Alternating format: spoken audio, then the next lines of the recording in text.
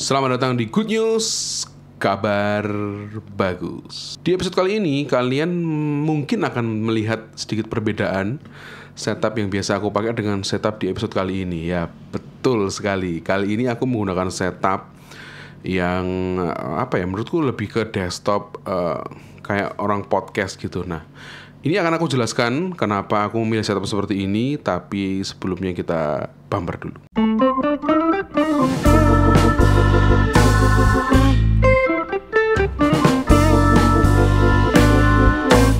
Oke, kalau kalian lihat di episode Good News sebelumnya, itu aku selalu syuting di sebuah studio dengan background berwarna-warna gitu.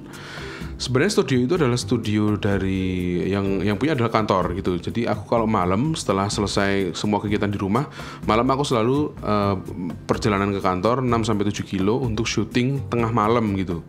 Syuting Good News itu selalu tengah malam.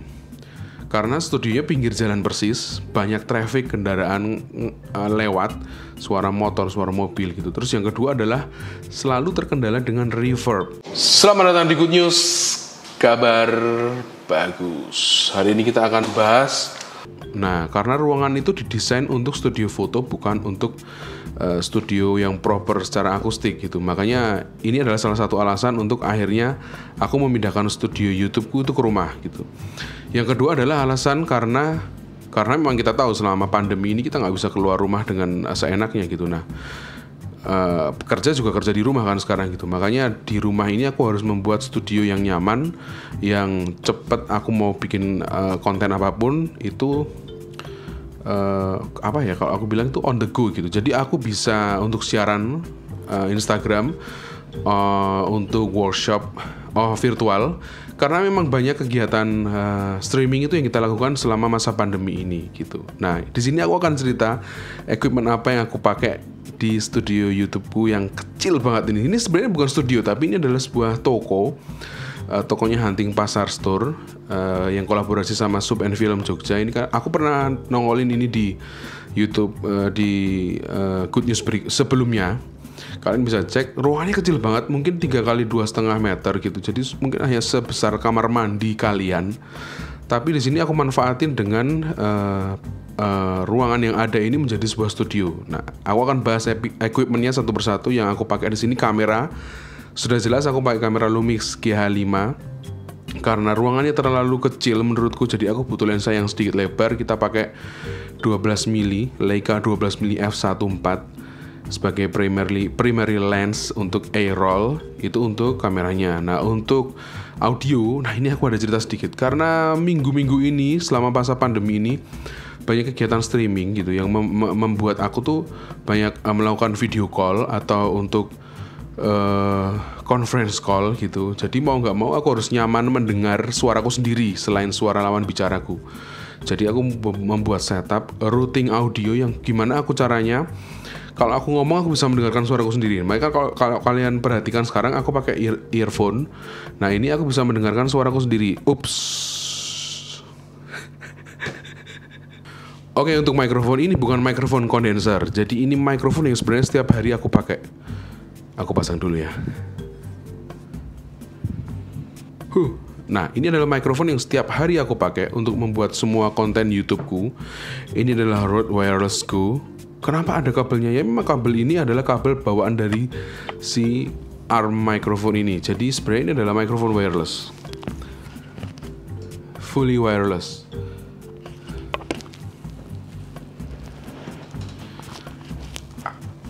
Cuman untuk biar aku nyaman mendengarkan suaraku sendiri, kalau aku taruh di clip on atau aku taruh di kerah kaosku atau bajuku gitu, nggak nyamannya adalah kita nggak bisa memonitor itu dengan jelas karena terlalu jauh dengan sumber suara, dan gain harus dinaikkan jadi bisa masuk suara environment sekitar, mungkin AC atau suara jalan. Kali ini juga di pinggir jalan gitu.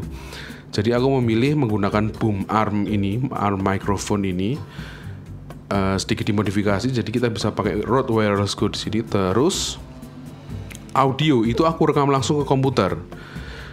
Karena biar aku bisa memonitor langsung, aku pakai mixer USB mereknya DS Acoustic, harganya murah banget, cuman sekitar 500 ribuan. Oh ya, mikrofonnya ini aku konekin ke DS Acoustic itu karena dia colokan mikrofonnya adalah XLR. Jadi aku pakai adapter lagi Rode VXLR, harganya 200.000. Itu mengkonversi jack 3,5 mili menjadi jack XLR standar untuk mikrofon. Lalu aku rekam langsung di Final Cut Pro.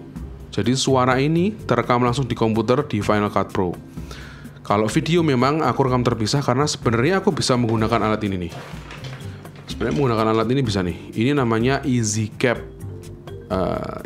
256 tipenya. Ini adalah video capture device. Jadi dia bisa mengkoneksikan kamera kamu untuk masuk ke dalam komputer untuk keperluan Zoom meeting, untuk streaming YouTube, untuk streaming Instagram. Nah, untuk kamera yang lebih bagus kita bisa pakai mirrorless yang kita punya gitu. Sayangnya karena harganya ini cukup murah banget malah menurutku untuk ukuran video capture device. Dia harganya hanya sekitar 700 ribuan gitu. Dan menurutku kualitasnya drop, nggak bisa sedetail kalau kita rekam internal di kamera. Mungkin kalau aku nanti ganti video capture device yang lebih mahal, yang lebih bagus kualitasnya, bisa langsung rekam di sini gitu tanpa ribet-ribet lagi, tanpa ngeload data lagi, langsung rekam terus edit di sini. Nah, untuk tutorialnya ini merekam di komputer ini kalian bisa lihat cek di YouTube-nya DSLR Video Shooter. Dia pernah bahas ini desktop yang seperti ini. Aku taruh linknya di deskripsi. Tapi kalian nontonnya nanti, kita lanjutin dulu. Nah, itu untuk video dan audio. Sekarang ngomongin lighting ya, karena lighting ini aku mau lighting yang dedicated. Meskipun ruangan ini basicnya semua putih gitu dan reflektif, dan lampu bawaan lampu yang ada di rumah ini tuh cukup terang, 24 watt LED dan ada 2 buah. Tapi aku pengen lighting yang tetap bisa diatur, tetap dedicated gitu. Nah, untuk lighting aku ada pakai 3 dengan 3 lampu yang berbeda-beda. Yang pertama adalah Sunwell FB11. FB11 ini adalah FB means flex LED B-color, karena dia bisa temperaturnya bisa tungsten, bisa daylight. Terus dia 11 itu 1x1 feet. Nah, ukurannya nggak terlalu besar tapi terang banget. Dan aku syuting ini cukup pakai settingannya di ISO 200, shutter speed 50, f1.4, dengan lampu yang aku gunakan itu cuma 1%. Nah, lampu ini pakai baterai V-mount, jadi awet banget. Ini aku udah pakai kurang lebih, kalau cuma 1% kayak gini, aku bisa pakai ini untuk durasi lebih dari 10 jam syuting di kondisi seperti ini. Jadi cuma 1%, mati nyala. Ini cuma 1%. Wow. Oke, itu untuk key light-nya. Nah, key light-nya ini aku taruh di boom stand gitu. Jadi biar, karena ruangannya sempit, jadi mau nggak mau aku harus taruh ini sedekat mungkin dengan muka aku biar jatuhnya lebih soft. Dia menggunakan softbox juga 1x1. Jadi lampu ini cukup versatile, ringan banget gitu. Aku suka banget gitu. Nah, ini untuk key light-nya. Yang kedua, untuk side di kanan ini, di sisi kiriku ini, aku pakai Sunwell juga, Sunwell FR11. Yang ini FR adalah flexible LED RGB, makanya warna lampunya bisa merah. Tapi sebenarnya nggak cuma merah, dia bisa di set warnanya mau merah, biru, kuning, hijau, semua kamu bisa set warnanya karena dia adalah RGB, lampu RGB. Nah, ini juga pakai baterai, tapi kalau yang tadi key lightku aku pakai V-mount, baterai 98 watt hours. Sekarang aku pakai baterai tipe NPF 970, 2 biji. Nah, ini juga lumayan awet sih sebenarnya. Kalau cuman untuk siaran seperti ini, aku pakai itu bisa sampai 6 jam. Dia baru habis. Itu harga dua ini satunya sekitar 4 juta. Menurutku itu sangat murah untuk sebuah LED flex ya. Jadi LED flex ini bisa kamu lipat-lipat LED-nya gitu, karena dia bentuknya seperti karpet. Untuk detailnya dua lampu ini akan aku review lagi di episode Good News berikutnya ya. Nah, yang terakhir, lampu yang paling belakangnya aku pakai ini. Ini adalah Sunwell Pocket Light P9. Jadi dia lampu kecil banget, lampu panel LED kecil, mungkin ukurannya sekitar 20 cm panjangnya ini. Dia baterai, dia bisa daylight, dia bisa tungsten, dia juga bisa RGB dan banyak efeknya. Aku akan review ini juga lebih detail di episode Good News berikutnya. Tapi ini lampu ini salah satu juga yang favoritku karena dia awet, di charge pakai USB Type-C, baterainya internal. Dia juga magnet bodinya, jadi bisa ditempel di permukaan besi itu dengan aman, dengan safe banget, dan dia nempel. Harga lampunya sih sekitar 1,5 juta kalau nggak salah ya. Nah, tiga-tiganya ini aku disupport lampu ini oleh ADM Teknologi. Kalian untuk pembelian bisa cek linknya di kolom deskripsi di bawah.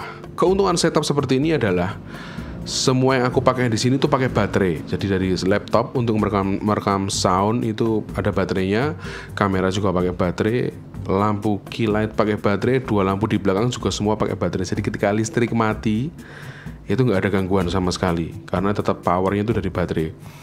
Oh ya, terus satu lagi, kalau untuk siaran di live Instagram atau di Zoom aku selalu pakai tethering dari handphoneku. Jadi mau listriknya mati itu nggak bakal jadi masalah, siaranku nggak akan terputus. Itu aja sih mungkin untuk setupku yang kali ini aku mau tunjukin ke kalian.